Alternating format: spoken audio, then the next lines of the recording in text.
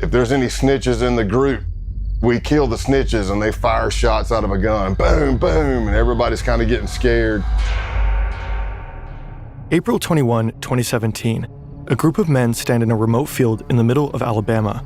It was nighttime, and I am blindfolded.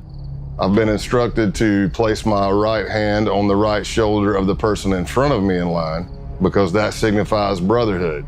The Brotherhood is the Ku Klux Klan, the United States' oldest, most notorious white supremacist hate group. This is one of their ceremonies. What they don't know, one of them is an FBI undercover agent, and he's no lightweight, 6'4", 260 pounds, covered in tattoos. His nickname, Hillbilly Donnie Brasco. He's gone undercover as a contract killer, a contraband smuggler, an arms dealer. He's put dozens of people behind bars, from drug dealers to violent motorcycle gangs to pedophiles. He's befriended and brought down biker gangs and neo-Nazis, people who are planning kidnappings, murders, and the overall downfall of society. And when he was saying we're going on a camping trip, what he was saying is we're going to kill somebody. And everybody's screaming, death to your, F your Jewish God, death to America. And then somebody says, if there's any snitches in the group, we kill the snitches, and they fire shots out of a gun. Boom, boom. We drove all the way over to his ranch in Tennessee, and he told us everything. This is the story of Scott Payne, the redneck turned FBI agent who infiltrated America's underbelly.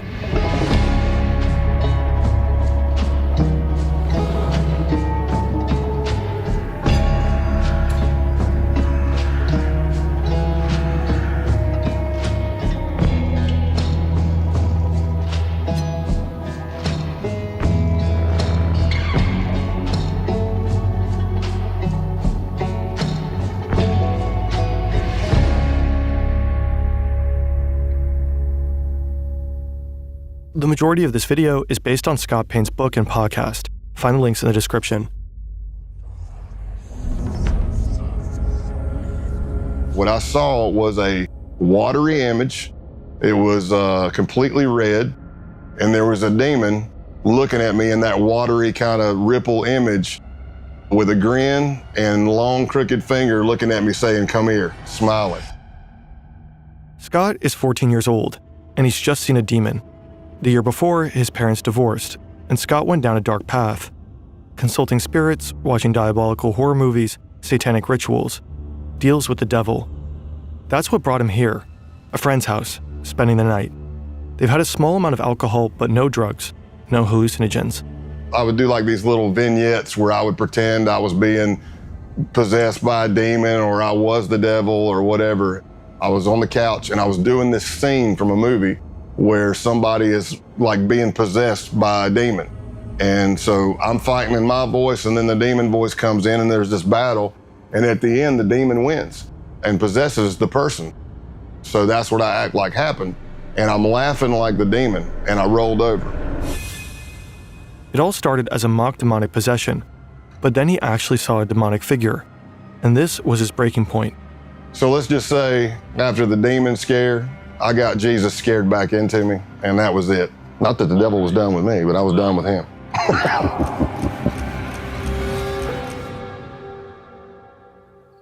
Halloween night 2019. This is Scott on his final major undercover mission. And this is a goat. It was stolen and is now at the center of a pagan ritual. It's been nearly 35 years since Scott's first encounter with the devil, but on this night, the devil is all around him. And he's definitely not done with Scott. Now, we're all in a circle around the goat.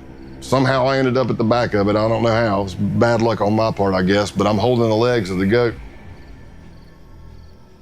He's got this blade, and he's bringing it up and bringing it down in a practice swing, practice swing, practice swing. And finally, somebody says, just do it.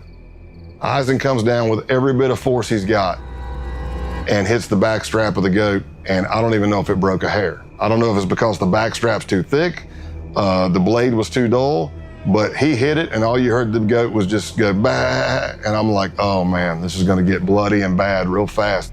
The man swings again. Again. Nothing. Finally, the blade is replaced with a gun. I said, whoa, whoa, whoa.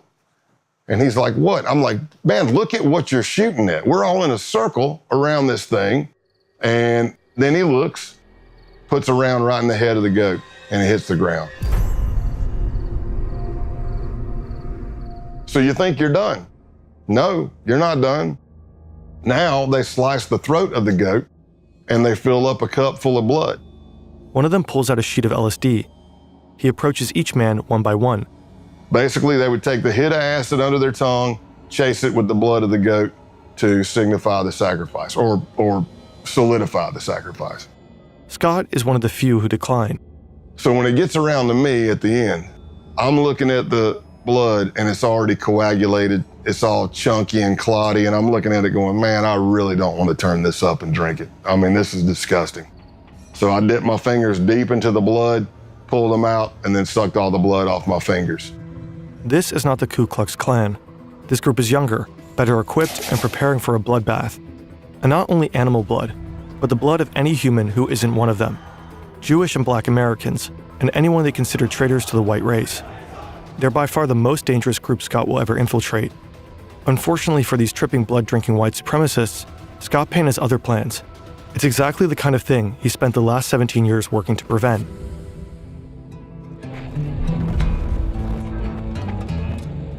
I became an FBI agent in 1998, and by 2002, I'd already done some undercovers for the FBI, but I wasn't yet certified through the FBI undercover school.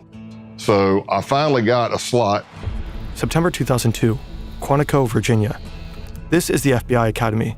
If you make it through the year-long application process, if you pass the physical and psychological assessments, the tests, the polygraphs, the interviews, the background checks, if you make it through all that, you end up here, in a 20-week training program. If you get through the 20 weeks, you become an FBI agent. Scott's been here before. Now he's back, about to start the training program for undercover agents. Getting admission to the program is hard enough. Graduating is even harder. Only about half the admittees make it through. It's a 2-week school with no days off. We're very big on sleep deprivation. You're going through multiple scenarios of all shapes and sizes. And there's only 20 slots for the class. Others break down. They make missteps during the high-pressure scenarios. They grow delirious and erratic from the lack of sleep. But Scott thrives. The sleep deprivation, the relentless roleplay, the grueling exercise. If anything, he feeds on it. Meanwhile, he's learning from his idols, legendary FBI agents like Joe Pistone, who spent 6 years undercover with the Bono crime family. But they don't always notice him. So I remember Joe Pistone coming to speak, and I was like a kid in a candy store, man. I'm like, oh my gosh, this is Donnie Brasco. This dude did 6 years undercover in the mafia. And he's teaching, but he has this thing where he keeps kind of wanting to walk right up to the desk. So he kept stepping on my feet. And, I was trying to get out of his way. And then finally, as he's teaching, he just looks down at me and he says, Jesus, kid, either you got the biggest feet I've ever seen or I can't see. And he throws a couple of bucks on the desk because he's like still in mafia mode. He throws a couple, he goes, hey, go get yourself a shine on me. And I just took my feet and shoved them under the seat, man. Joe Pistone may have scuffed up Scott's shoes. What neither of them could have known at the time is that Scott would go on to fill Joe's. The FBI Academy trains agents to take down bad actors. More and more of these criminals operate online. Scammers, identity thieves, fraudsters, the list goes on. Such criminals rely on your personal data, your name, your phone number, your email address, sometimes even health-related information. Most people aren't aware that their data has already been exposed and is actively being sold by data brokers online. Incogni helps solve this problem. Incogni scours hundreds of data brokers and then leverages data protection laws to have your exposed data deleted. With their unlimited plan, Incogni even offers custom removals. If you find your personal data exposed on an eligible website, you can submit the URL and their team will request its removal. It may be impossible to entirely disappear from the internet, but Incogni can help you become as invisible as possible. Incogni is offering Fern viewers 60% off with the code ferntv. Just scan this QR code or go to incogni.com/ferntv. Remember, no tool can guarantee 100% removal, so be careful with what you share online. So once I was certified as an undercover in the FBI, if you're looking on paper, I really didn't jump out. Scott doesn't have a fancy degree. He doesn't speak any foreign languages. His nickname is Big Country, for obvious reasons. So he begins to work as an instructor at the school he just graduated from. Unorthodox, but it got him noticed by the right people. I'm role-playing in these scenarios, and people that are there who are senior undercovers are watching, because they're trying to recruit for other cases. And that's how my name started getting out there. So after months, there's finally a possible assignment, one that Scott is perfect for. Sure, he's a redneck with almost no foreign language skills, not suitable for many undercovers, but he has something most other agents don't. He doesn't need to pretend to be a hard-living misfit. He is one. He knows he'll feel at home where he's about to go, but he has no idea how close he'll grow to the criminals he's been assigned to infiltrate and how hard it will be to turn on them. People always have their own opinion of what undercover work is. Some people say it's acting, some people say it's lying. Essentially, this is the definition of undercover work. You are building relationships that you're going to betray.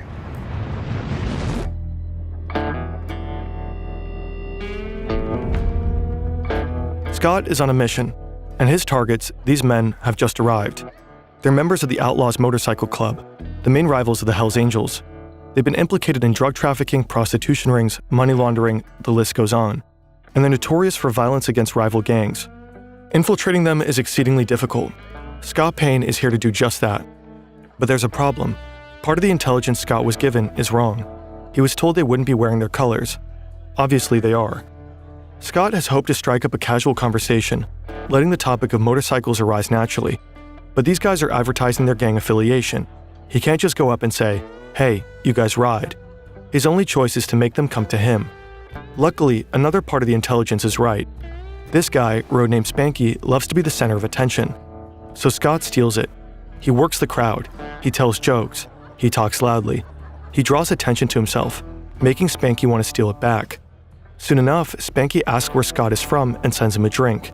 Spanky's called me over. He's introducing me to other people. And of course, I'm getting more scrutiny. The more people I meet, the more scrutinized I am. Everything seems to be going well, but the real scrutiny happens somewhere else. So I walk into the bathroom, and as I'm at the urinal, in a lot of bars, there's like a little box in front of the urinal, plexiglass. It might be flyers for a band coming up or a stripper coming to town or something like that. So I can see a little bit of a reflection. And I see this jacked big dude come walking in. And I see him looking at each stall, and he's like, okay, that's empty. I see him looking under the stalls to make sure nobody's in there. And I'm watching this from a reflection. And then he comes walking up right beside me, and for a split second, I thought, oh, I'm getting jumped. I'm getting jacked right here. And that didn't happen. He says, so what brings you to Massachusetts? All undercover FBI agents have a legend, a detailed made-up backstory that they have to commit to memory. He's from deep South Texas, up in Massachusetts for work. He loves Harleys and whiskey, and his name is Scott Calloway. As it so happens, the guy grilling him in the bathroom is also named Scott Town. A lot of undercovers, you bond with people, especially deep undercover long term, but there's never been another person I bonded with closer than Scott Town. For a year and a half, Scott gets to know the outlaws. He drinks with them, rides with them, fights alongside them. He gains their trust. He becomes their friend. They call him Tex. Scott's legend may be a lie, but the friendships are real. Scott Town becomes like a brother. He likes to drink, I like to drink. He likes to fight, I like to fight. He likes to ride and lift, I like to ride and lift. We completed each other's sentences. We were just kind of cut from the same cloth. They even both have a daughter who's the exact same age. Scott Town is kind of a doppelganger, the person Scott Payne might have become had he not gone into law enforcement. Another gang member, Brian De La Vaga, aka Clothesline, also becomes a close friend of Scott's. He said, and these guys are my brothers, and I grew up around them. He said, but I really don't have that many friends. Somebody that I know would take a bullet for me and that I would take a bullet for. And in my mind, I'm looking at his face and I'm going, oh no, man, don't say it. And he looks at me and says, you're one of those guys. Tomorrow is the big day. Over the course of last year, Scott has convinced the outlaws that he's a high-ranking member of an international theft ring. They begin running jobs together. It begins small, with insurance fraud and vehicle trafficking. An outlaw reports a motorcycle as stolen. He then files an insurance claim, while Scott sells the motorcycle across the border. A double win. Money from the insurance company, money from the sale. They do this again and again, with motorcycles and other vehicles. But tomorrow's job is different. Some of the outlaws will be serving as security during a major drug deal, a gig arranged by Scott himself. He's revealed that he has connections with a Mexican drug cartel.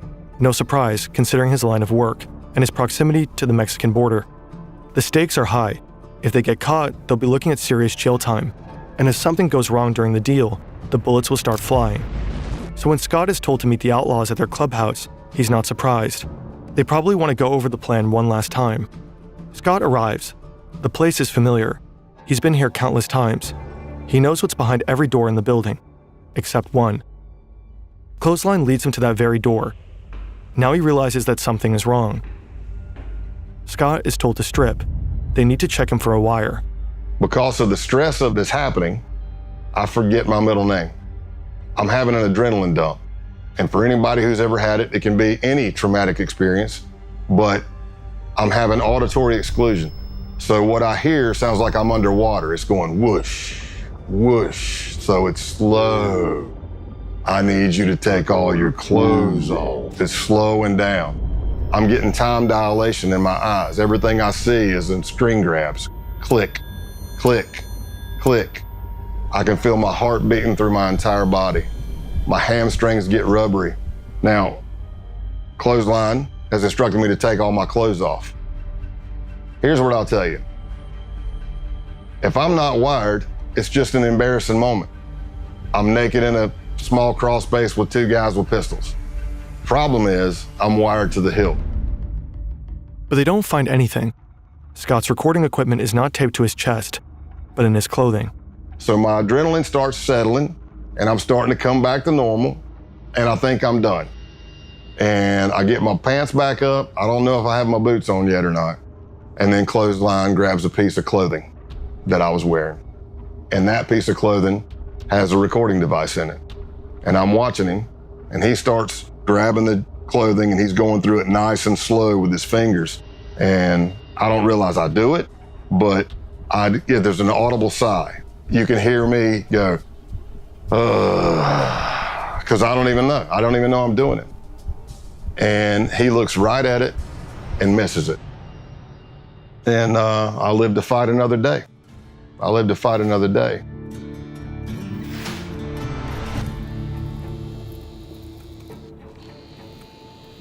Two moving trucks enter the parking lot of the Brockton Holiday Inn. One is filled with drugs. The other is filled with money. A Mexican drug cartel is selling 40 kilograms of cocaine and 1,000 pounds of marijuana to Canadian buyers. The Mexicans aren't taking any risks. They've arranged an American security detail, the Outlaws. Surveillance at every entrance. 4 men in the parking lot there to provide protection, unload the drugs, and count the money. Everyone is armed and antsy. One false move and all hell could break loose. The deal is wrapped up quickly. The transfer is complete. All the money's there. The Outlaws are particularly relieved. They may be tough, but this is their first time working with a cartel. Now they'll get paid $15,000 for their services. Scott counts out the cash. He did it. He successfully tricked them. The cartel? FBI agents. The Canadians? Also FBI agents. 8 months later, a hotel in Nevada. Scott's been laying low, coordinating his undercovers from afar. His outlaw friends think he's going through a divorce. In reality, he's been diagnosed as overassigned after experiencing a severe stress-related panic attack. He's been ordered to take a 6-month timeout. He's been teaching during this time. His current class, ironically enough, is called Undercover Stressors. All the students have gone to bed, but Scott's only just returned to his hotel room. It's early 4 or 5 a.m. The drug deal back in November gave the FBI all the evidence necessary to arrest and imprison multiple outlaw members, but the operation has continued. Until today, the day of the takedown. Scott doesn't think he'll hear from any of them again, but then his phone rings. It's Scott Town, and he's concerned. He's heard some arrests were made, and he wanted his friend to know about it. He says he's going to take a shower and gather more information. He'll report back. And the last words we spoke to each other were, he said, "I love you, brother." And I said, "I love you too." And that was the last words I spoke to him. And probably about 45 minutes after that, a SWAT team hit his house and he went to jail. In the end, 15 outlaws were arrested as a result of Operation Roadkill. One of them was sentenced to 21 years in prison. Clothesline got 12.5 years. Scott Town, 7. The outlaws never saw their friend Scott Calloway again.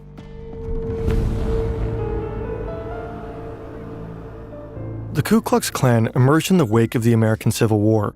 From the very beginning, they were racist to the core. raining terror and death on Black Americans. In the late 19th century, they flogged, tortured, and lynched politically active Black men, raped their wives, shot their children, and burned their schools. Historians consider them to be America's first terrorist movement. Today, the KKK remains active, but only as a shadow of its former self. Fewer members, less influence. However, burning crosses is still one of their favorite things to do, and they've stayed true to their roots. Naturally, as a terrorist organization, they have to act in secrecy. You might assume that infiltrating them as an FBI agent is not the easiest feat. So you may ask yourself, how do you contact the United Klans of America? Well, it turns out the group I was looking at had a hotline. Scott starts talking to a guy named John Jack, a Klansman whose passion for Jack Daniels earned him this nickname. Scott tells him he's got the number from a group of bikers he met at a gas station. It's a plausible story.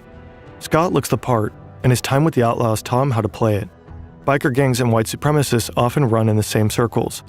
Jack starts talking about this rally that's coming up. Vendors, burning crosses, country music, the usual. But there's a problem. He said, I'm not gonna lie to you, Scott. I had a band lined up, but the singer just got locked up, and I really don't know what the hell I'm gonna do about music. And I thought, this could be my end. And I said, did I happen to mention that I'm a musician and a singer? I said, well, I'll tell you what I'll do. I'll bring my acoustic and my PA system. When I get there, you can come meet me by the car. I'll strum a couple of tunes for you if you think I suck. And he's like, oh, hell, this is gonna be great. It's gonna be great. Scott doesn't know that he just signed up for something far more sinister. April 21st, 2017. It's the day of the Ku Klux Klan rally. I got lost multiple times until I finally drove up on this empty, lot fenced in the middle of nowhere, but it wasn't hard to spot because the Nighthawks, which would be the Klan members in all black, who were the security force, are all standing at the gate with guns. And a lot of these people were felons. Scott's ready for an interesting time. He's been to plenty of biker gatherings, and perhaps this will be similar. During his mission, Scott will be taught the KKK's constitution and bylaws, studying the Black Klansman Handbook, which he'll learn to refer to as the Kloran. He'll become familiar with the original mystic insignia of the Klansmen. He'll learn this all in class with a K, so that he can pass the K-Uno test, a prerequisite to getting fitted for a robe. K-Uno stands for character, honor, duty. It's getting dark, and he's been invited to participate in a naturalization ceremony. He has no idea what this means, but all the newbies are doing it. He'd stick out if he didn't. And that's how he finds himself in the middle of a field, blindfolded, holding the shoulder of the man in front of him, a gesture meant to signify brotherhood. They are told to raise their right hands and repeat an oath. I do swear from this moment forward. And then they tell us to get down on our knees. To fostering the welfare of the white race. So I'm on my knees, blindfolded. And further the work of America's greatest movement. They take my blindfold off, and there's a Ku Klux Klan member in a green robe. And he has this sword, and he kind of knights me. The United Klans of America. And then we all hug, and there's like a little bit of a celebration, and I'm not sure what happened. And then it hits me as I'm walking to my truck. I'm like, I think I just joined the damn Klan. Yep, that's what that was. So I got naturalized in the Ku Klux Klan that night. Scott's time at the KKK will end up being relatively short-lived. The case isn't really going anywhere. And there's another group coming into focus, a far more dangerous one. In the FBI, we started encountering more violent type extremism, not the KKK types. We're talking advanced neo-Nazism. And it led me to an accelerationist group called the Base. The Base mission will provide to be far more extreme than anything Scott has ever seen. The network of violent white supremacists. An extremist group known as the Base. Violent neo-Nazi terrorist paramilitary group called the Base. On August 11th, 2017, crowds of people marched through the campus of the University of Virginia in Charlottesville, chanting racist and anti-Semitic slogans. They were protesting the removal of a statue of Robert E. Lee, the famous Confederate general. The next day, they were met by counter-protesters, and things quickly turned violent. Then they turned deadly. A white supremacist drove his car into a crowd of counter-protesters, injuring 35 people and killing Heather Heyer. For some, the Unite the Right rally was a wake-up call, surprising proof that white supremacy persists in America. To others, it was a grim reminder and frightening evidence that white supremacists were feeling emboldened enough to come out of the shadows. The first accelerationist group emerged in 2015. They called themselves Atomwaffen Division. They'd been inspired by the writings of the neo-Nazi James Mason, whose book Siege had become a sort of Bible for accelerationists. The book denies the Holocaust and attacks homosexuals and Jewish people. It also calls for organized violence, specifically for the formation of terror cells prepared to wage war against the system. Initially regarded as fringe or even cringe, accelerationism steadily gained traction. By 2021, roughly 90% of white nationalist groups identified as accelerationist. That same year, the U.S. Director of National Intelligence identified racially motivated violent extremists as the most lethal domestic terrorism threat. More than other white supremacist ideologies, accelerationism insists on the importance of direct violent action, the kind of action taken by the people they call saints. Like St. Tarrant, for Brenton Tarrant, the Australian white supremacist who attacked 2 mosques in Christchurch, New Zealand. He killed 51 people. Or St. Roof, for Dylan Roof, who killed 9 people, all black, during a church service in Charleston, South Carolina. This is the kind of action accelerationists believe in, action that will further destabilize society, that might finally lead to societal chaos. They are explicit about this. Roof, for example, said he'd hoped to ignite a race war. Failing that, though, the purpose is to inspire more violence, which is exactly what such attacks have done. Scott Payne just signed up on Facebook. He's about to publish another racist post. His goal is to get banned. But nothing happens. A fellow agent points out that he doesn't have any friends. He adds a few people, and that does it. He's promptly kicked off. Okay, well done. Next up is Gab, a social networking site well known for its tolerant stance towards far-right users. He participates in forums with names like Whites Only. This will further elevate his credentials. On July 15, 2019, he writes an email.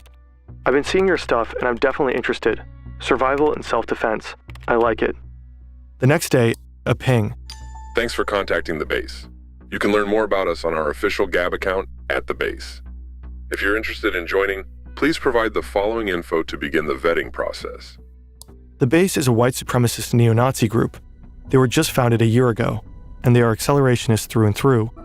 Their plan entails assassinations, sabotage, and acts of terrorism. Their targets are black people, Jewish people, and anyone they consider traitors to the white race.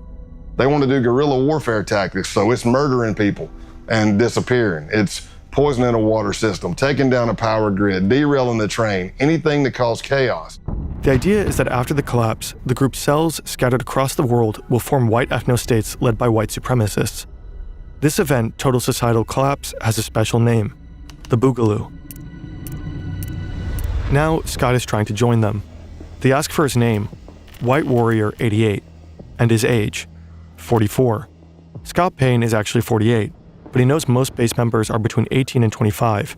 He wants to seem as young as possible. Sex, race, location, military experience, fitness level, special training, and organization affiliations. Here, his past undercover experiences pay off. He mentions the Klan and biker gangs.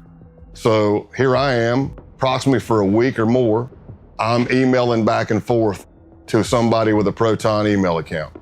And they're asking me all kinds of questions about my ethnicity, what I can bring to the table, what is my history. And I laid out a story that I was a old biker, shocker, and a former skinhead from South Carolina. As Scott would find out later, the owner of that email account was none other than the founder of the base himself. Online, he's known as Norman Spear and Roman Wolf. He's been on the public's radar since 2018, but his true identity is unknown. That is, unless you're in the FBI. Ronaldo Nazzaro is 45, American, born in New Jersey. He'd worked as a contractor in Iraq for the Department of Justice. Now he's in Russia, but it's 2019. You can organize neo-Nazis into a network of accelerationist insurgents from just about anywhere. The email exchange continues for less than a week. Then, Scott is invited for a phone interview. It's supposed to take 30 minutes, but ends up lasting an hour. Now, both Scott and the base have a 24-hour grace period. After that, Scott will need to make the decision. Does he truly want to join? I passed the test and they bring me in and they asked me, hey, where are you located? And I said in East Tennessee. And they said the closest cell to you is in North Georgia. That's where Scott will have to pass one final test, an in-person vetting session. August 2, 2019. Rome, Georgia. To Scott, the men look more like boys. He knows that one of them is the leader of the base's Rome cell, but that's it. They tell him to step out of his truck. Scott isn't wearing a wire. He knows they'll check. But hidden in his truck is a tracking device, put there by his case team. As long as Scott is near his truck, his team will be able to find him. I step out, shake hands or whatever, and he says, hey, I need you to put your phone in airplane mode. And I said, okay. He pulls out this wand thing that I'd never seen before. It looked like a Geiger counter. It had a big triangle card in it, lights all over it. He wands me, and I pass because I'm fine, I don't have anything. Then he starts wanding my truck. No big deal. Until he starts going to the back driver's side of my truck, which is where the case team placed my tracker. That thing he's holding in his hand starts going crazy. The closer he gets to the back of the truck, it starts beeping, beeping, beeping, beeping, beeping, beeping. I see colors going on it. I'm like, oh no, man, it's picking up the tracker. Scott braces for a fight. He's alone. His team knows where he is, but they have no idea something is wrong. But he gets lucky. The other guy wonders if the device is picking up the power lines. And he walks over and it goes crazy. And he's like, damn it, yeah, or whatever he says. Yeah, it's the power lines. Hey, follow us to another location. Scott has to act fast. He has to get the tracker deactivated. And I'm calling the case team and I'm like, hey, you need to shut that tracker off. And at first they're like, well, we can't shut it off. And I'm like, you have to shut it off. And they're like, well, if we shut it off, we're not sure. What if we can't get it back on and we lose you? I said, here's what I'm telling you. Whatever they have is picking up the tracker. If you don't shut it off, this is going to be a very fast undercover because it's going to be over as soon as we get to where we're going. They arrive at an abandoned concrete plant. And I'm thinking to myself, oh, this is great. How many movies have I seen where somebody's killed in an abandoned concrete plant? I hope they got the tracker off. They pull out the wand, they wand me, and I passed. Scott is in. By this point, Scott's been around the block, the outlaws, the Ku Klux Klan, but nothing could prepare him for what comes next. Scott has been with the base for over 2 months now. As a boy, he loved camping with his parents and friends. He'd explore the woods, go fishing.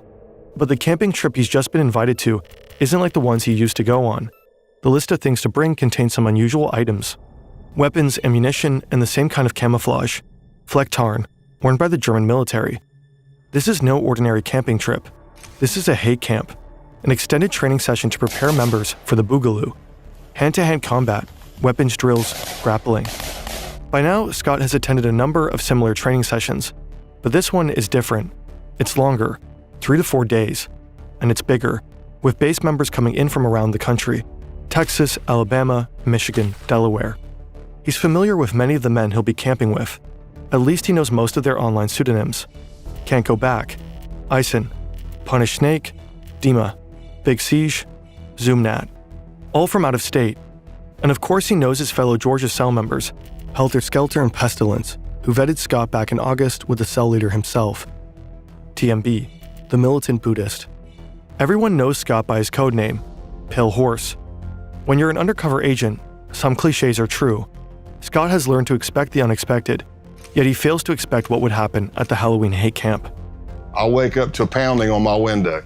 Pale Horse, you gotta wake up, you gotta wake up. I'm like, what's up, man, what's going on? They're like, hey, you gotta get out here and see this. I've been doing undercover since 1996 at this point.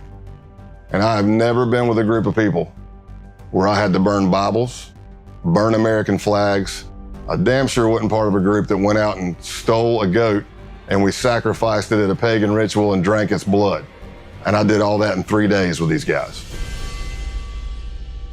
After they decapitated the goat, the group comes together for a barbecue.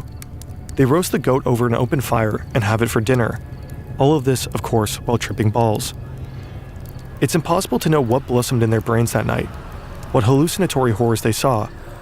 If their drug-fueled fantasies were anything like their sober ones, then they dreamed of death and destruction, of killing Black Americans, Jews, anti-fascists, and communists, of the Boogaloo. Scott has become upsettingly familiar with these fantasies and with the beliefs that produce them.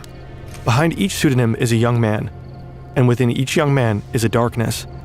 The militant Buddhist's real name is Luke Lane. If the Boogaloo requires it, he says he could kill his dad. Pestilence is Jacob Cotterly. He believes Hitler is still alive. Michael Helterbrand, aka Helter Skelter, says he'd have no problem killing a commie kid. Punish Snake, a former Canadian soldier who'd been doxxed by an undercover journalist, gets emotional talking about it, but he knows he'll have to kill his ex-fiancée when the Boogaloo kicks off. She's half black. Scott Payne records all of this, and as he earns their trust, he records more. And we did more and more trainings through that Saturday, but by that Saturday night, we went back down to the holy site and had a bonfire. And that's where the American flags were burned. That's where holy Bibles were set on fire. And everybody's screaming, death to your, F your Jewish God, death to America. And when that training camp ended, that's when I advanced even more in them trusting me. And that's when TMB and Pestilence started bringing me in on murder plots that they had.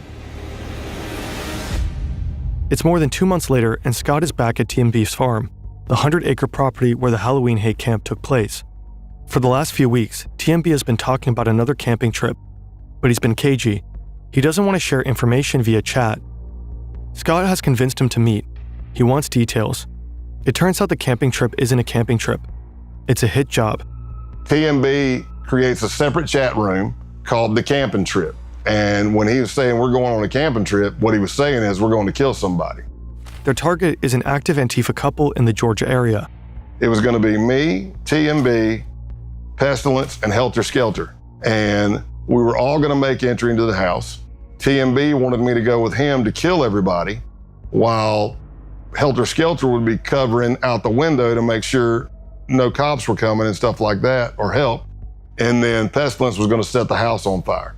But in the planning of everything, at one point, Helter Skelter says, hey, if you don't mind, I'd like to pop my cherry on this one. That confused me because it means something completely different to me. And I'm like, what do you mean? And he said, I would like to actually put a bullet in somebody's head as well. After casing the house, they begin the next phase of the murder plot, planning. It was pretty extensive. Like, you go to a camping site, we leave everything digital, everything phones, everything there. We go scrub ourselves at a pay-by-the-hour motel. We tape our pants to our shoes, our gloves to our shirts, Vaseline on eyebrows and facial hair. See, this is all to avoid leaving DNA for law enforcement. At one point, TMB had done research, and he said that he read that the first time somebody kills somebody, they lose control of their bowels. So he was suggesting that we all wear adult diapers. I didn't tell him that I'd killed somebody before, but I told him I think I'm okay. I don't need any diapers. I was just as shocked when I got brought in on this murder plot as most people were. But while this is going on, the Baltimore cell, which is Can't Go Back, and Eisen and Punish Snake, are planning to go to this Second Amendment gun rights rally in Virginia that they thought was going to be the kickoff of the Boogaloo and the D-Day, the race war. Their idea was they knew you're going to have a bunch of Second Amendment people there, militias, 3%ers. You're going to have cops, you're going to have protesters. What if you pop a couple of rounds into that crowd, nobody know who's shooting at who, and everybody starts shooting each other? That could be the set-off. Scott and his team know they have to stop him, and there's no time to lose. The pro-firearms rally is on January 20th, 2020, just a few months away. They jump into action. The next weeks are a flurry of activity, meeting, coordinating, and planning. Finally, the day of the bust arrives. It's a Wednesday, and I'm in Rome, Georgia. I pick up Luke, who's TMB, to go to lunch. And we pull out, and as I'm driving down the road, I knew what my ruse was going to be. I was going to say something was wrong with the truck, but sure as you know what, the truck made some loud sound I've never heard. I didn't hit anything. Something just went, and I was like, did you hear that? He's like, yeah, and I go, man, if my brake calipers are frozen again, I'm going to be, because that did happen. So I took a left out of his neighborhood, pre-planned by the SWAT team, and I pull up tight to a fence. And as I go, hey, I'm going to get out and check the truck. So I'm walking around the back of the truck. Another vehicle pulls up. He doesn't know who they are. I know who they are. They're part of the case team. And the guy says, hey man, you need any help with that? And I look up and I'm like, oh my gosh, I can't believe it's you. What are you doing in Rome, Georgia? He goes, what are you doing here? I'm like, man, I haven't seen you. And as I'm doing that, there's the distraction. Here comes a Bearcat with a SWAT team over the hill, barreling down the hill. But Luke's looking at me, not at the car coming. And when that thing's coming, I jump in the back of the agent's truck and I'm like, go, go, go. And you could hear the SWAT team giving commands. And luckily, the arrest went down without an incident. The next morning, SWAT teams arrested Eisen, Can't Go Back, and Punish Snake. Essentially, we kind of tore down the base. Luke Lane, aka TMB, was sentenced to 6 years in prison. Jacob Cotterly, Pestilence, got 13.